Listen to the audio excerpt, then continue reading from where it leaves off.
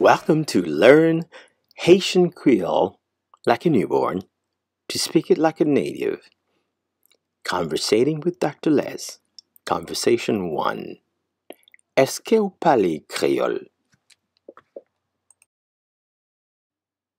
Vous parlez créole? Do you speak Creole? Ou parlez créole? Oui, moi parler créole, mais moi besoin plus pratique. Yes, I do, but I need more practice. Oui, me parler créole, mais moi besoin plus pratique. Depuis combien de temps vous parlez créole? How long have you been speaking Creole? Depuis combien de temps vous parlez créole? Depuis à peu près 6 mois. For about 6 months now. Depuis à peu près 6 mois. Vous parlez très bien, oui.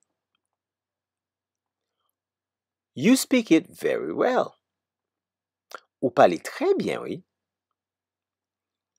Merci en pile. Mais faut qu'on pas parler trop vite. Thank you very much. But don't speak too fast though. Merci en pile, mais faut qu'on pas parler trop vite.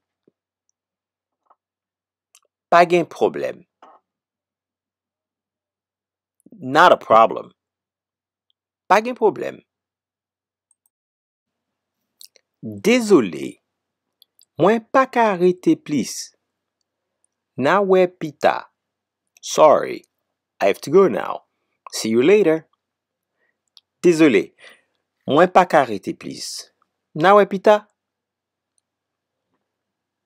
Nap we yon lot fois. Or you could also say na we yon lot fois. Nap we yon lot fois. See you soon. Nap we yon lot fois. I hope you enjoyed it. Thank you for your time. Keep on practicing. You'll see, Creole is easy and straightforward. Na we prochaine fois? Thank you. Merci en pile.